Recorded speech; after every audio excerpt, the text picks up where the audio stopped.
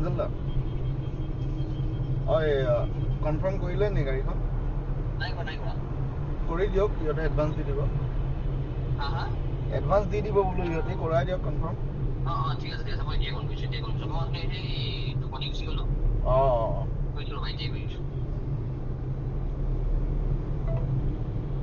তোমাৰ ফোনটো ইনফেক্ট